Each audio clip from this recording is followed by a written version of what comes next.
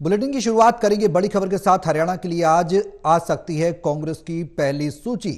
CEC की बैठक में आज लगभग 71 सीटों पर मोहर लग गई है। बता दें कि इंतजार आज खत्म हो सकता है। विनेश और बजरंग की टिकट पर सूत्रों के हवाले से जानकारी मिल रही है कि विनेश फोगाट चुनाव लड़ने के लिए तैयार हैं।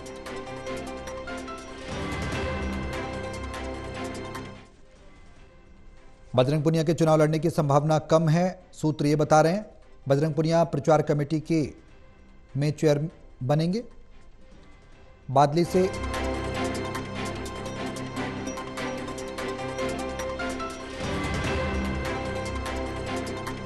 कुलदीप वत्स का टिकट नहीं काटेगी कांग्रेस। बजरंग पुनिया प्रचार कमेटी में बनेंगे को चेयरमैन, सूत्र ये बता रहे हैं।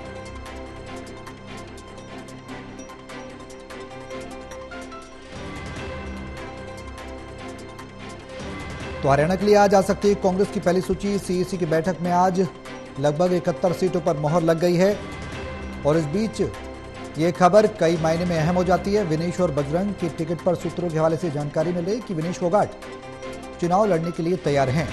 अब पार्टी उन्हें कौन सी सीट देती है, कौन सी सीट से टिकट देती है, ये सवाल है। और कांग्रेस को बजरंग पुनिया और विनेश फोगाट के आने से कितना फायदा होगा, कितना वोट परसेंटेज कांग्रेस का बढ़ेगा,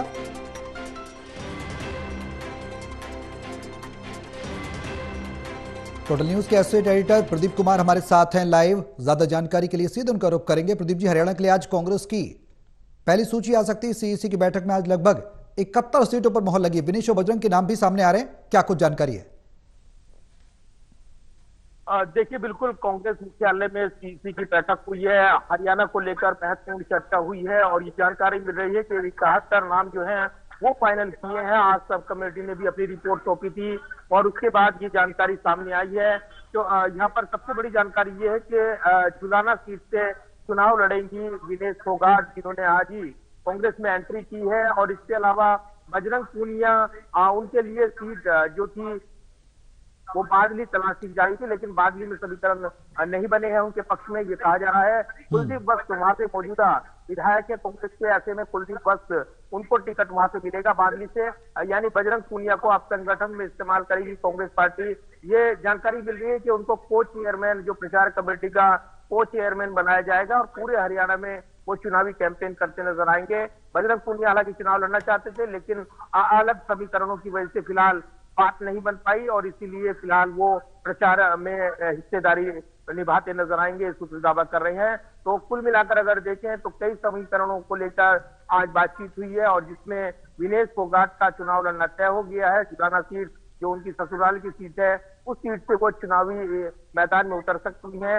औपचारिक ऐलान होना बाकी है। आज ये संभावना निकल कर आ रही है कि देर रात तक कांग्रेस कभी भी अपनी पहली लिस्ट जारी कर सकती है। इससे पहले सब कमेटी की बैठक हुई, फाइनल जो उम्मीदवारों का पैनल था वो सौंपा गया है सीईसी को, जिसमें अध्यक्षता मल्लिकार्जुन खड़गे जो कांग्रेस अध्यक्ष है उन्होंने की है। सोनिया गांधी भी इस बैठक में मौजूद रही हैं, जो संसदीय दल की अध्यक्ष हैं, उन्होंने भी इस बैठक में शिरकत की है।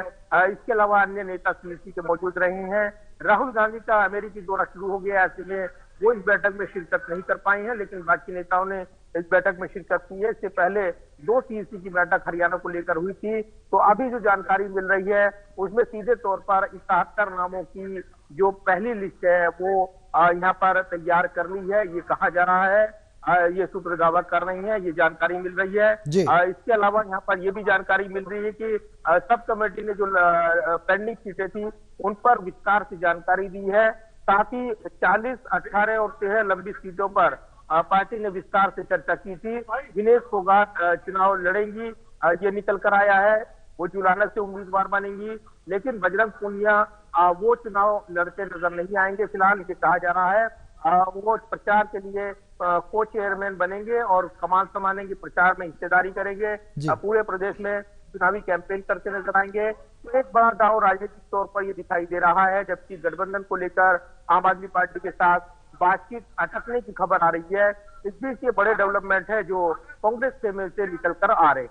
प्रदीप जी, बड़ा सवाल ये कि कुछ सीटों की चर्चा थी कि कुछ विधायकों के टिकट भी काटे जा सकते हैं, ऐसे सूत्रों के हवाले से खबर भी मिल रही थी। उसको लेकर क्या कुछ जानकारी साफ हुई है कि सिटिंग एमएलएज हैं? रणदीप सुरजेवाला ने नाराजगी जताई, कुमारी सैलजा लगातार कांग्रेस के अंदर विरोध करती रही थी कुछ फैसलों का, दीपेंद्र हुड्डा, भूपेंद्र हुड्डा के कुछ फैसलों का। ऐसे में सवाल ये कि जो कंसोलिडेटेड लिस्ट आएगी उसमें सभी का ख्याल रखा जाएगा या फिर कुछ नामों को दरकिनार करा जाएगा, जो और उसके बाद क्या कुछ रणनीति पार्टी की रह सकती है?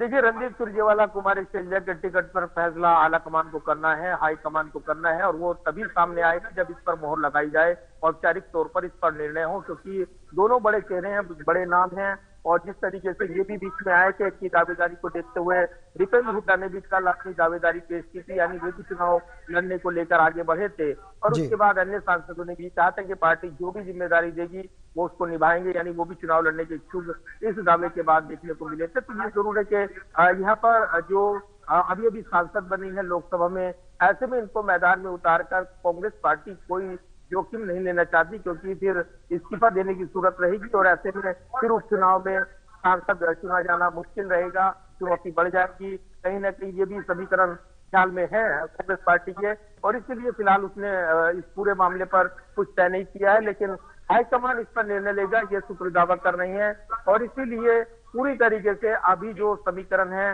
पहले साधा जा रहा है, जो उम्मीदवार जिनका पैनल तैयार हुआ था और जो नाम चर्चाओं में रही है उनका पैनल तैयार किया गया और उसके बाद सीईसी ने उस पर मोहर लगाई है।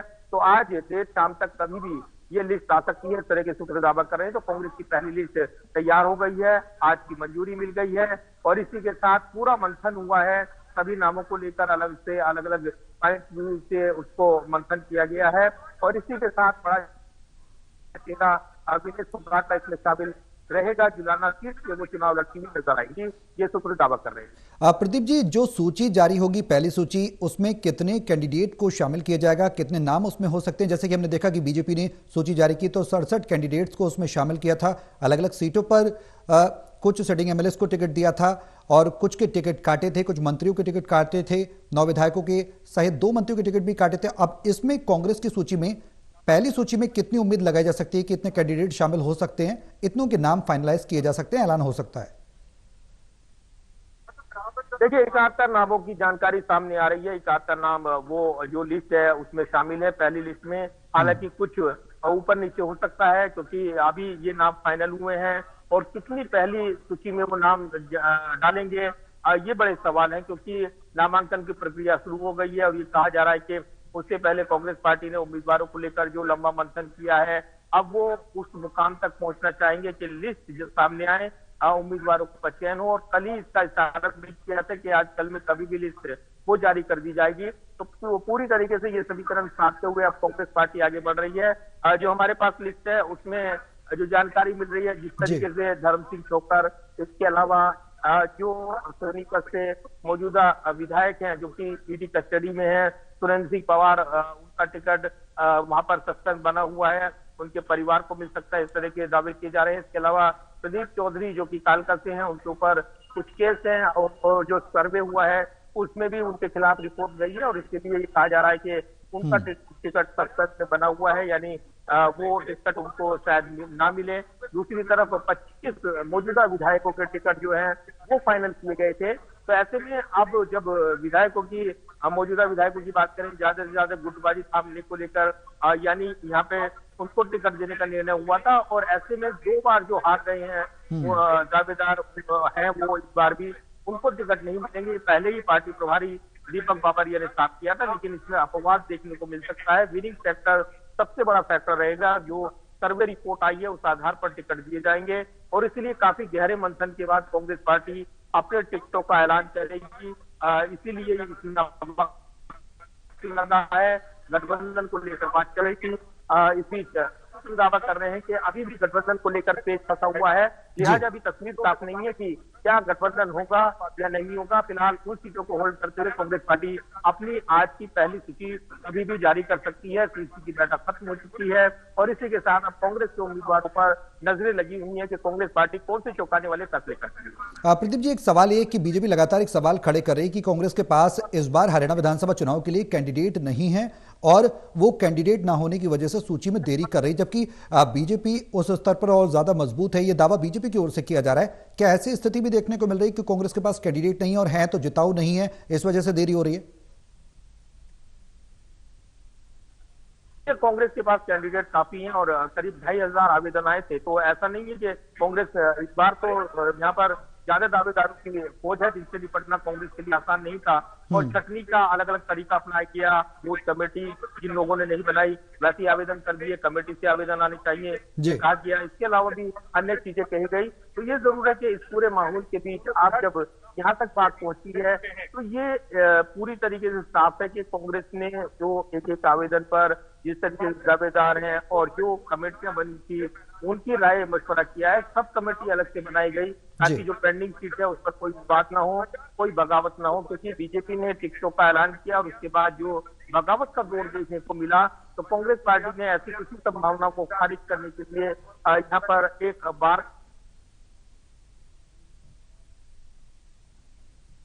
जी प्रदीप जी, आप तक आवाज हमारी नहीं पहुंच रही, आपकी आवाज भी हम तक नहीं आ रही, लेकिन जो जानकारी हमारे सहयोगी प्रदीप कुमार दे रहे हैं वो सवाल ये कि आज संभावित लिस्ट जो है वो कांग्रेस की आ सकती है। 71 उम्मीदवारों के नाम यहां पर निकलकर सामने आ रहे हैं। अब सवाल ये कि वो कौन से कैंडिडेट होंगे, क्योंकि कांग्रेस के आगे बड़ी चुनौती यह भी है। हालांकि आरोप प्रत्यारोप के बीच कांग्रेस दावा कर रही है कि तमाम तौर पर वो मजबूत कैंडिडेट लेकर आएगी, जिताऊ टिकाऊ और जनता के बीच में जिनकी पैठ होगी। अब सवाल है कि सूची जब जारी होगी तो किस तरीके का बैलेंस कांग्रेस की इस लिस्ट में देखने को मिलेगा, क्योंकि लोकसभा चुनाव से पहले भी हमने देखा कि तमाम तरह के सवाल जो कैंडिडेट के सिलेक्शंस को लेकर हैं वो उठने लगे थे।